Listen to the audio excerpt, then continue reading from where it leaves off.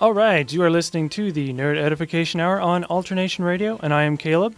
With me, I have Rachel. Hi there. And Bryce. Hey. And in today's show, we will talk about sexist Nintendo.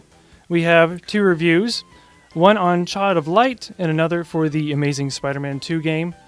Microsoft being a TV studio now and digging up aliens, all right here on the Nerd Edification Hour. So, to start off today's show, we are going to talk about aliens. Yeah, from beyond.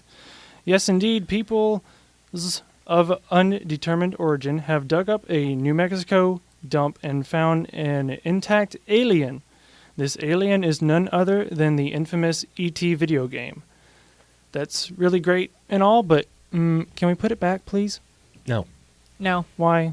Because This is like one of gaming's biggest urban legend proved. People have been saying for years, well, there's that landfill filled with the awful E.T. video game and stuff, and guess what? It actually exists. Yeah. I think that's cool. that's awesome. That's amazing. Why put it back? Now that we found it, we know it's there. I'm sure, they're going to rescue a few copies and call it a day, but I think it's awesome that they unearthed it all. This was done 30 years ago. Atari was tanking. It was awful. And so they just decided to take all of their stock, all of their stuff that they had, all the games, and just put it in a landfill and Alamogordo and just forget about it. Just forget. I mean, it's great, but honestly, they were in the landfill in the first place for a reason. I'm just saying. I mean, it's cool, but... I mean, we're talking not only the E.T. game is there. I mean, there's over 700,000 plus units in there of games, Atari games. There could be some hidden treasures in there, actually worth a bit. Who knows? Yeah, but didn't they block it off now? Well, it's open to the people who were in charge of the dig. So it's probably all of the stuff is gonna go into some video gaming museum somewhere. And they'll talk about the infamous E.T. gaming landfill, blah blah blah. And they'll have an exhibit on it and show some of the games that were found. Other than that, so they're gonna say, "Here's a bucket of dirt from the landfill that E.T. was in." That's part of the museum. What I thought was really cool was the actual the game's designer was there. He was actually there. They invited him, and he was like, "Yeah, sure, I'll come." And he went nuts. Everyone went nuts when they found the first cartridge. People were screaming. There's videos online of everything that's happened. It's kind of like for us nerds, it's like legitimately finding aliens. Yeah, exactly. Yeah. What I think is really kind of cool is, according to device.com, they actually found at least more than one fully functioning copy of E.T. That's crazy. 30 years in the dirt, in the trash, and it works. I mean, we're talking 14 truckloads of whatever merchandise they had at the company dumped, including E.T. Didn't they have some Indiana Jones games they found? There was they found some of the Indiana Jones games. There was, when E.T. came out and or when the Indiana Jones games came out, they had movie tickets in there for it. Yeah, there was movie tickets, and people were like, "I wonder if I could redeem these." I don't think so. Yeah, good luck with that. Maybe on eBay. That's it. That's the website. That's what I was thinking. So yeah, big thing, I guess, if you want to call it that. It's still kind of going on, and it's going to be part of a documentary. They're still digging it up. Sponsored by Microsoft. Oh, well, thank you, Microsoft, for... yeah, doing the documentary, I guess. Yeah, I don't know. I guess. Well, back in the day, Atari, at one point, was they were the new big thing, and now Microsoft wants to be the new big thing. So everyone wants to be the new big thing. I'm already the big thing. When I sit around the room, I sit around the room. The hilarity. Oh, yes, indeed. Yes, indeed. And... yeah, well, if there's any more exciting developments on the E.T. dig, if they find something like incredibly amazing, who knows? Well, we'll talk definitely about it talk if they about do. that. Yeah, definitely. It's an ongoing process. Yes, indeed. And don't forget about our Twitter and Facebook account. Nerd Edification Hour. Look that up on Facebook. From there, you can find our Twitter account. And you are listening to the Nerd Edification Hour on Alternation Radio. Next up, we have your nerd vocab, so don't go anywhere. And welcome back. You are listening to the Nerd Edification Hour on Alternation Radio. I'm Rachel, and I have with me Bryce and Caleb. So, this week's nerd vocab is competitive games. So, usually when nerds talk about games, video games, sometimes they mention the competitive scene. Competitive gaming is exactly what it sounds like. People will play a game for hours and hours and hours on end, like training, like you're training for a sport, and then they'll go and enter a tournament somewhere. They play for money, they play for fame, prizes, everything. It's held at cons, just gaming tournaments in general. They play to be the best, endless hours that they put in, and they rise to the top. And now they're actually considered professional athletes, and they can receive visas to go to gaming tournaments worldwide. How about them apples? Thanks, Obama. Yeah, I think it's kind of a good thing that they have allowed that sort of classification, just in the fact that they could bring more professional gamers to the U.S. and grow an already booming industry. They kind of started that, at the tail end of last year? Yeah, or sometime middle of last year, it started coming up in the news. That sounds about right. People make a career out of this. Yeah. I mean, over there in South Korea and Japan, that's where gaming is like hours and hours on end they spend, even more than we do.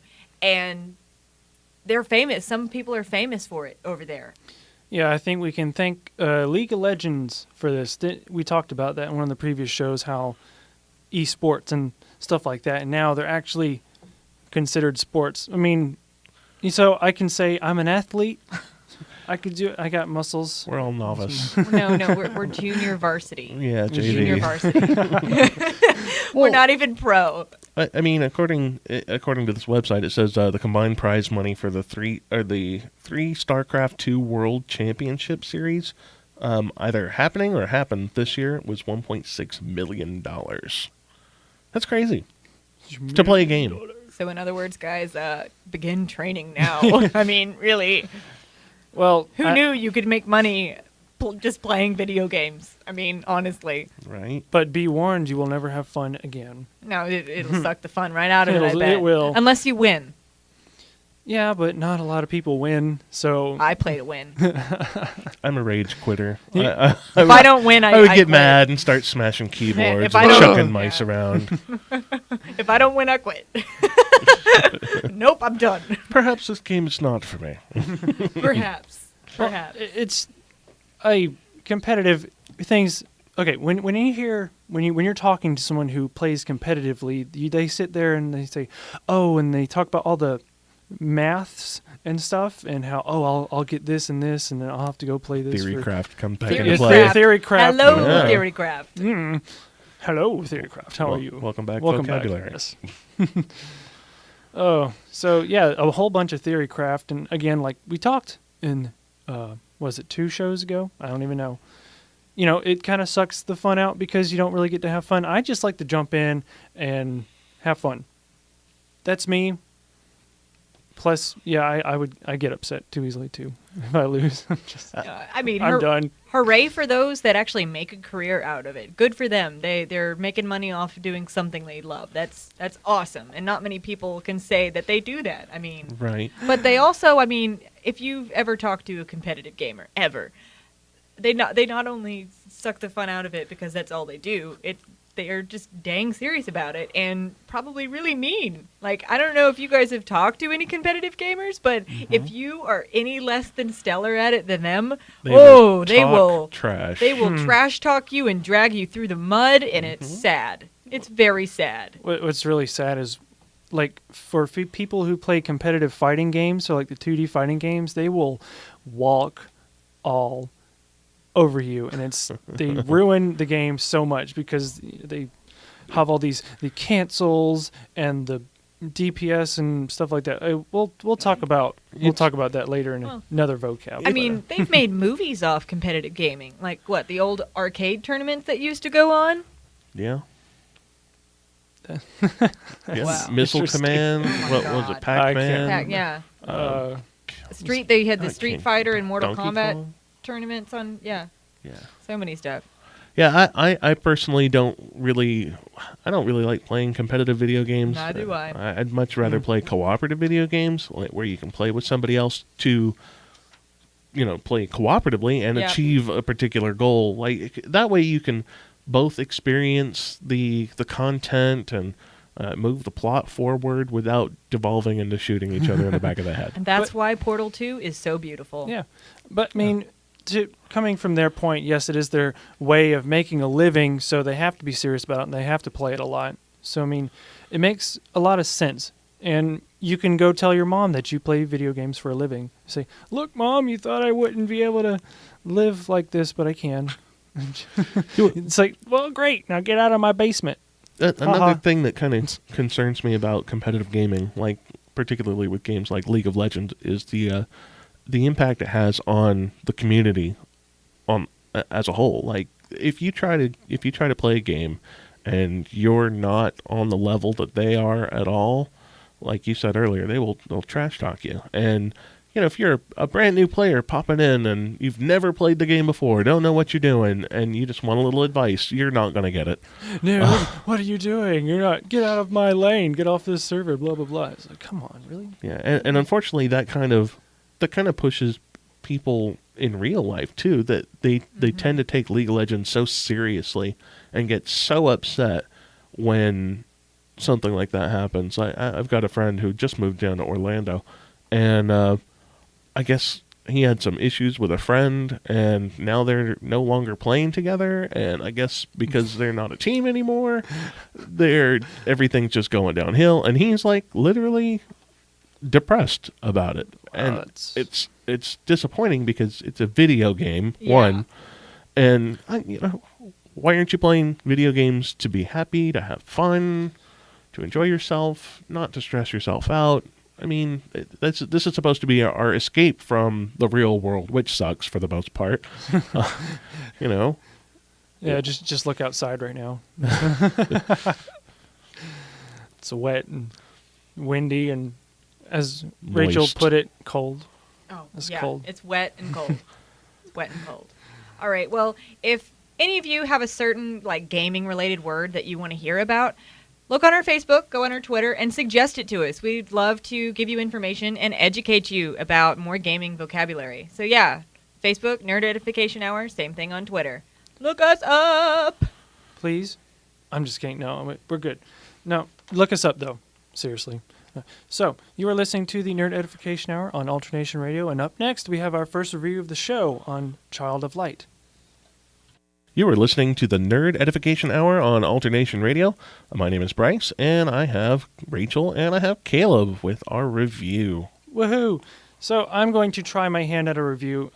So I got to play the new game Child of Light, and here's the review. ... Hopefully. Well, I'm not too good at this review thing, and so I think everyone has their own preferences. So this is kind of like a personal preference. But here it goes. You mean like a review? Sure. That's what a review is. Is it? Yeah. I don't know. Yeah. Okay. Crazy talk. What you Crazy talk. Well, so Child of Light is a platformer JRPG game that has you playing as an Austrian princess named Aurora. The mechanics of the game include flying, moving a firefly, and a timeline. I think this game is innovative because not only can you move a firefly thing to blind enemies and solve puzzles, but in battle there's a timeline that counts down whose turn it is. The timeline is fun and it provides a interactive timing element instead of the player just sitting there waiting for their turn to come up, or like a normal RPG would. You can slow down enemies by using the free-flowing firefly to blind them, and thus you are not at their mercy. So it's not like, okay, I'll attack, and then, oh, my enemies attack.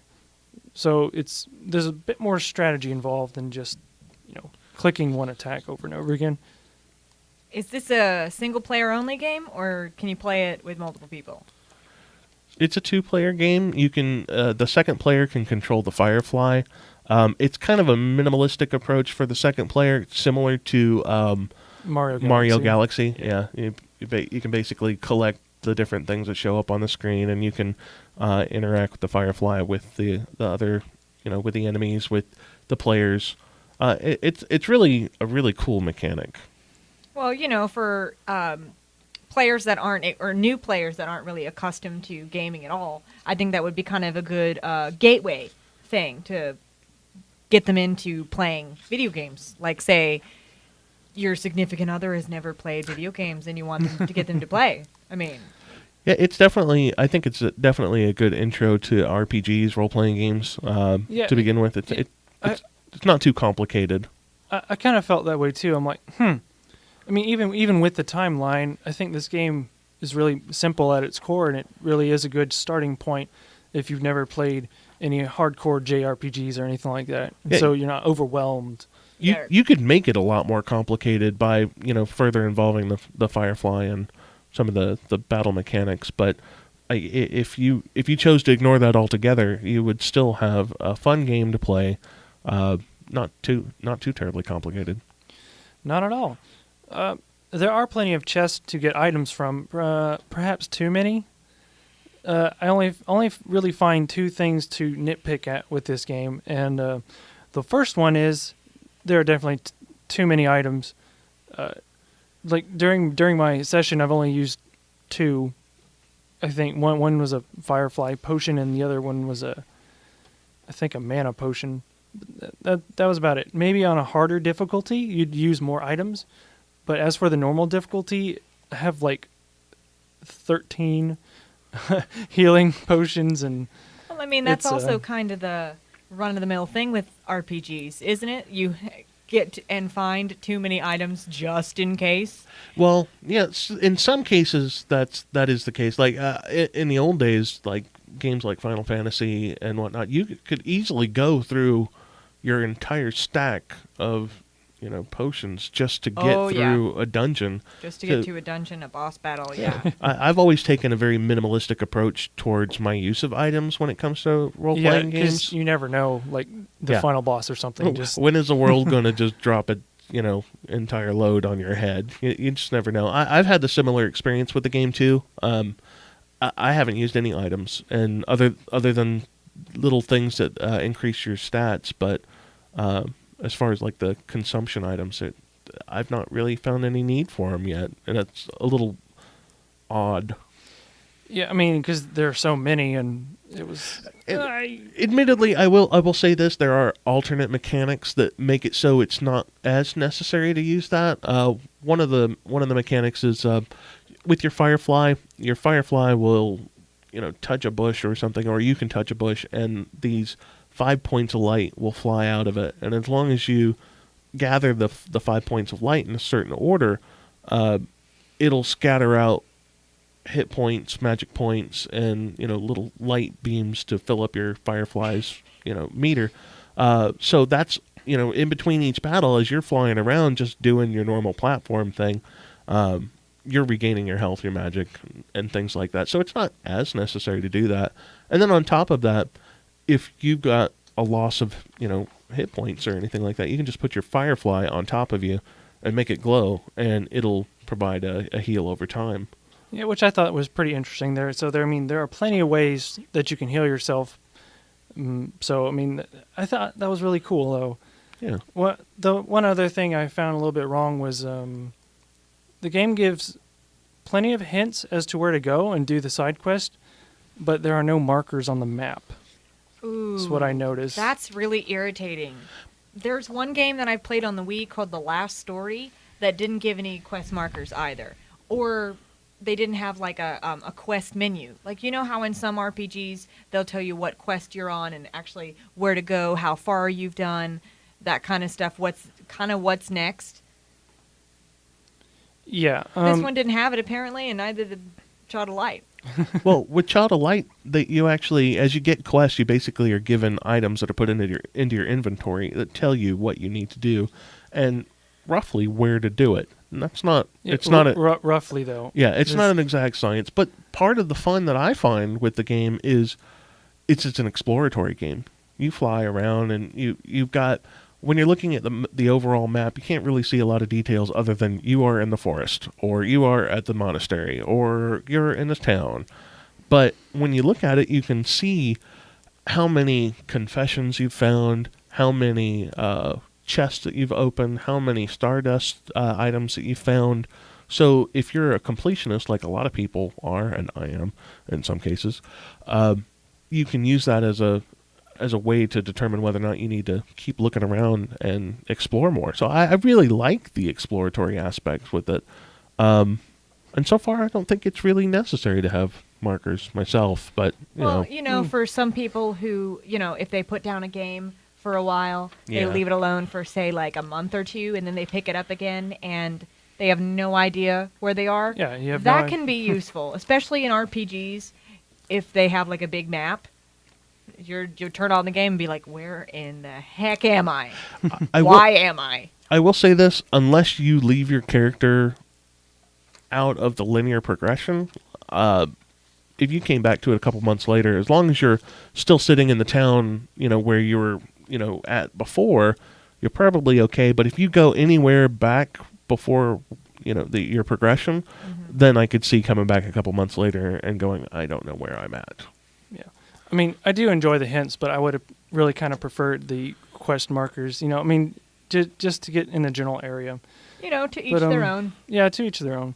But there are a lot of good things about this game, seriously. Like, the crafting system is simple. Like, you can put 3 different gems and turn them into something new, so it's really great. And they get stronger and stronger, so you get stronger and stronger. So, and the story as well, I'm really intrigued to see what happens, because there's just so many stuff going on already. Just, a couple of hours in the game. So if you are thinking about getting this game, then by all means, try it. I mean, if you're not a JRPG fan or have never played this genre, this may be a nice game for you to start with. It's on PS3, right? Yes, it's on all the platforms, All platforms. and everything. Oh, that's PCs, awesome. everything. So I'm going to give it a 9.5 out of 10 Pokeballs. How about that? No? Yeah. No, I like Pikachus. that. Pikachu. No. Pikachus? No. Pikachu's? No. 10 Pikachus? No. That's Okay. a lot of voltage. How about, all right. Sorry.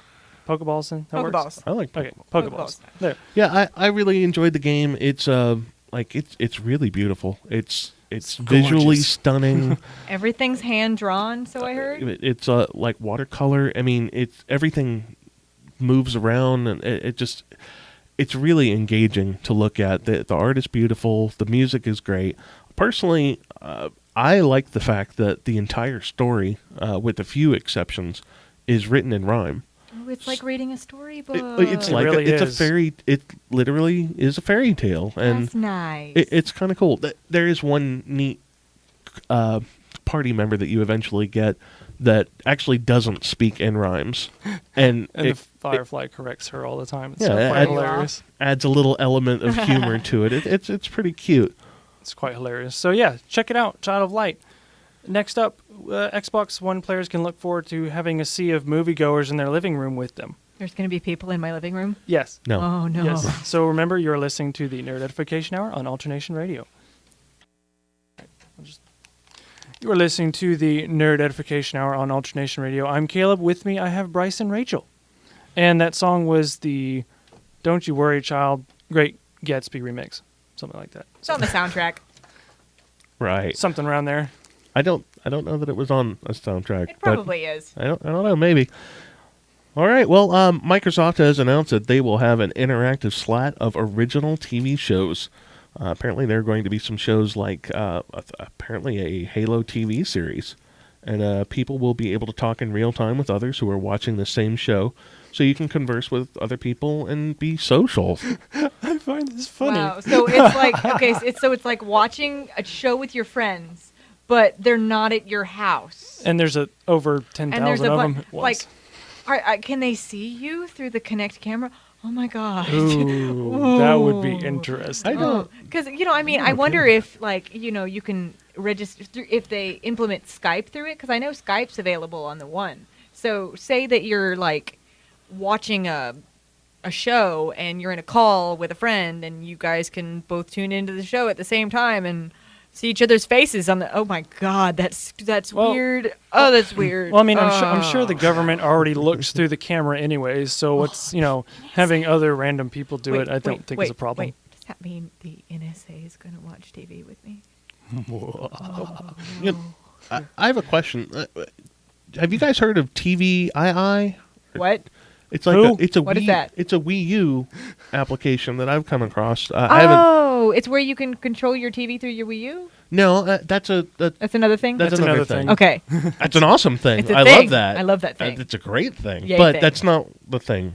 The thing? It's Okay, not so the tell thing. us about this thing and This how other it's thing. like Microsoft's thing. Well, my understanding was that basically you would be able to interact with some of your television programs using the Wii U's application and be social about it. So this sounds an awful lot like this, Can in that you it's say interactive. copycat? I'm I mean, calling shenanigans. I haven't Okay. I haven't used it because I don't have cable hooked up to my television in my bedroom where my Wii U is. So I haven't really played with it. Yeah. But if that's what it is, Well, the gaming community is growing more and more increasingly interactive over the network as opposed to cooperative play and like LAN parties and stuff like that where you're actually around people. Now you're around people through video and chat and stuff like that. But, I think it's interesting that they're going to have like original TV shows. That's kind of cool. I mean, Netflix does that already Yeah. with Hemlock Grove, House of Cards, all that kind of stuff. So I'm interested. the last season of Arrested Development. This is true. I'm really excited to see what Microsoft does with like a Halo TV series. I mean, is it going to be? It's not going to be like Red versus Blue. No. No. That's great, but just that would ruin it for me. I think. I think it'd be more along the lines of that one Halo movie. For some reason, okay, Isn't there like I 4 saw- Halo movies? I don't know, but I don't it was like a know. real life action thing, and there was nice special effects. That's for sure. That was it was interesting. So I looked up that TVII thing, and this website is saying basically that an interesting aspect of the TVII thing for the Wii U is a second screen experience. You can pull information and media from the web. The application knows what you're watching and can surface relevant information as you watch, like cast Wait. trivia, scores. So does that mean like, okay, you know how on certain Blu-ray discs and Blu-ray players they have that second screen available on the screen? Yeah, on some of the movies it's like on the ultraviolet, and you get to see like director commentary while you're watching. That sort of thing. And I think it's a lot of that is going to be along the same lines, but instead of Maybe. it being on your screen, it's on a secondary screen that you can choose to look at rather than it hello being right there. Right, that sounds about right. This also, with the TVII thing, it apparently has a social experience to it, so you can share comments about a sports game, film, or TV episode as you watch. That's cool. So, I mean, Wii U does that already with their when you play a game, you see other people's like comments on the certain with level. the Wiiverse, Yeah. so they're just Oh. doing it with TV. I wonder so if- maybe this will be a similar concept. Maybe. I wonder if everything's going to be like that. I'm okay with it. I've Can you used- imagine getting achievements from watching your favorite TV shows? They have that with what was it, Get Glue or something like Yeah, that. You but can get stickers. Yeah, but I think like, that's dumb. yeah, but no. I mean, Yes, imagine watching dumb. like on You on watched five Microsoft. se- like you five watched 5 seasons of- straight in 2 seasons of weeks. Torchwood in 2 weeks. You deserve a medal and probably a doctor's appointment. And a nap. I have to say, I've used Amazon's instant streaming function through the Wii U, and it's actually really nice because as you watch your TV shows, it already provides an interactive thing that connects with IMDb. So as you're watching, you can see the cast members. I've used it with Warehouse 13. Yes. So whenever I see somebody, I'm like, oh, that's what's his face? Yeah. Oh, that's Odo. Yeah. Okay, and then you just swipe over and you can get some additional information about them, and it's quick and easy. And what's really great is if there's any kind of interesting trivia on IMDb about a particular episode, when you're watching that episode, it'll post, so you can actually see that. Oh, that's awesome. It's Well, great. maybe all of the consoles will go in that direction. That'd be nice. I could do that. Maybe. I don't And know. maybe them update all of the apps. I'm ready to kick Hooray. cable. Hooray for more updates. Oh yeah. I'm kicking cable to the curb. I- Sorry. Comcast. with internet Sorry. with internet streaming, cable, whatever, right? So next up, we have our second review of the show on the new Spider-Man game. You are listening to the Nerd Edification Hour on Alternation Radio, and this next song is Monster, Blippity Blappity. And we're back, and you are listening to the Nerd Edification Hour on Alternation Radio. It's me, Rachel, and I have with me Bryce and Caleb. So, I started playing The Amazing Spider-Man 2 on my PlayStation 4. Wow. Yeah. Would you say it was amazing? It is. I think so. Wow. I think the title is very apt. But, I mean, it just came out on Tuesday, so... And with finals and everything that's been due, I haven't really had time to play through the whole thing. I mean, whoever plays through a whole game in 2 days, I'm sorry, you have too much time on your hands. I like to take my time, have fun with the game, examine everything there is to be examined, because I like to complete things fully, if possible. Oh, you're a completionist also? Just a little bit. I could see that in your Just personality. a little bit, yeah. I could totally just see a little that. bit. And, well, I played through the first couple of missions, and what's really cool about this game, it's an entirely separate story from the movie. So if some of you have been thinking about purchasing the game prior to the movie and are kind of worried a little bit, don't be worried. spoilers. There's no spoilers. Yay. There's no spoilers. I'd recommend that you play the first Amazing Spider-Man game first, because there's a lot of references into it.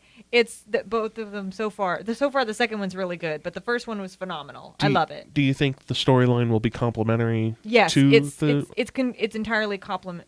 I don't want to give anything away, but it's an entirely separate storyline where there's a bunch of different stuff going on with the company Oscorp, which Harry Osborn's in charge of, and they're partnering with Kingpin, and there's all these villains. There's these flying cops on hoverboards that come after you. What? Yes, it's really crazy. What's really cool about the game so far is there's this system called Hero or Menace. So what you have to do is you play through the game, you have to pay special attention to the crime going on in the city. And if you ignore it, your hero rating will go down, and you'll be considered a menace, which means John Jameson is going to trash talk you every 5 minutes on the newscaster. Yeah, it's crazy. Spider-Man. Spider-Man, the world's worst menace. That sort of stuff. Pretty much like typical trash talk from typical 60s. Ooh. Yeah. If you guys haven't read the original comics that were in the 60s, it's all very campy. It's just, But, and that's literally how he talks. It's continuous camp town. Another thing is what I thought is cool. In previous games, you could pretty much just be anywhere on the map and web sling. It would just send it off to a random point in space and oh look, I'm 1,000 feet in the air and web slinging off of nothing. In this game, off a cloud. Yeah, in this game, yeah, I do what I want.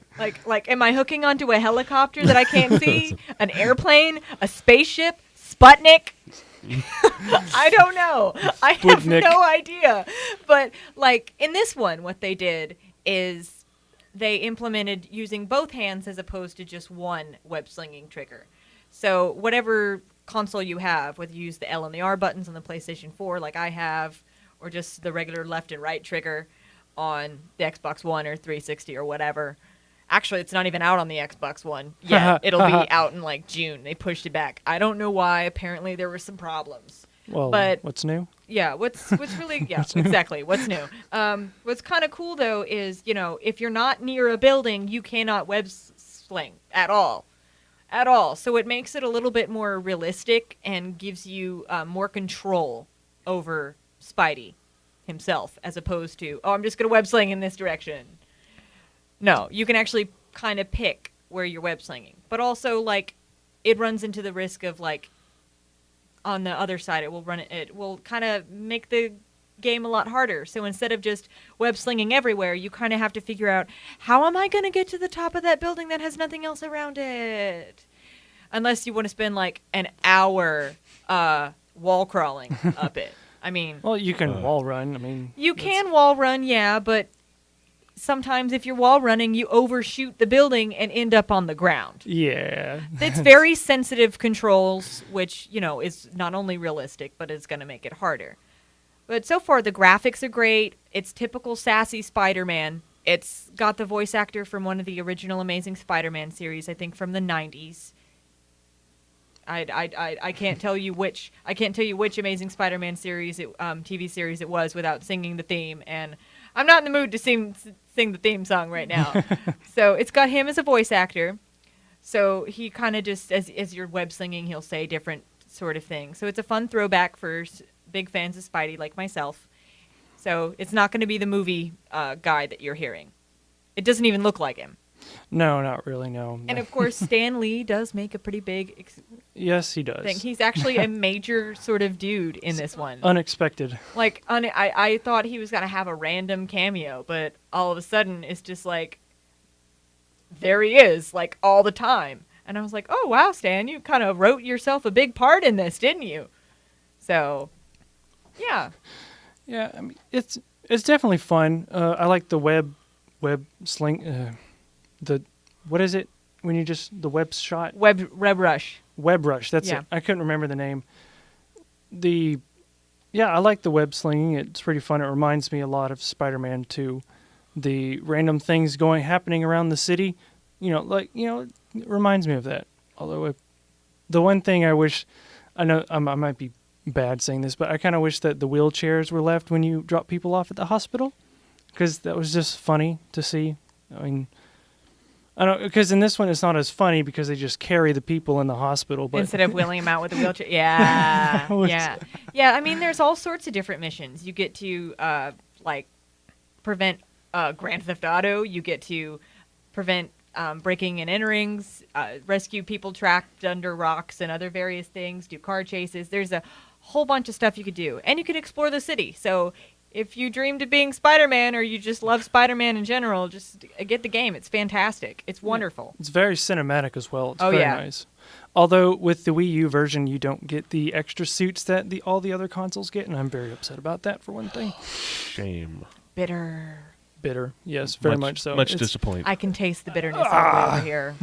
I actually had a little bitterness about Child of Light too. They didn't have any kind of bonus things for the Wii U. Like I think in the UK you had some collector's edition stuff you could get. Nothing for the Wii U. I've encountered that problem myself with, pre-ordering stuff. I don't have the Wii U, but I always notice there's nothing available for the Wii U, like for bonuses. I think it's a licensing issue. I'm not sure exactly what, but We're all sucker fanboys, and they're like, oh, they're going to buy our stuff anyways. We need to find people that aren't going to buy it and give them free stuff. well, you know what? I'll be happy with playing Super Smash Brothers. Thank you very much on a big screen TV. So yeah, we'll definitely talk about this next week. I'm not done raging. So I'm not done raging yet. Next up, we'll talk about Nintendo and their little sexist whatever real quick. And you were listening to the Nerd Edification Hour on Alternation Radio, and the next song is Whispers in the Dark by Skillet. We're listening to the Nerd Edification Hour on Alternation Radio, and our next segment is Nintendo being sexist. Find out next week. Yeah, On a new episode of Nerd Edification Hour. it should be continued. But thank you for listening to the show, definitely, and that'll be a teaser. We'll also talk about all the Wii U unfairness home console stuff, and remember to check out our Facebook page and our Twitter. Thank you for listening. Stay beautiful. Till next week. And today's ending song will be Klefka's theme from Final Fantasy VI. Kefka. Kefka-ku. How about that? Kefka. Kefka. Kefka, Final Okay. Fantasy VI. Awesome. See you next week.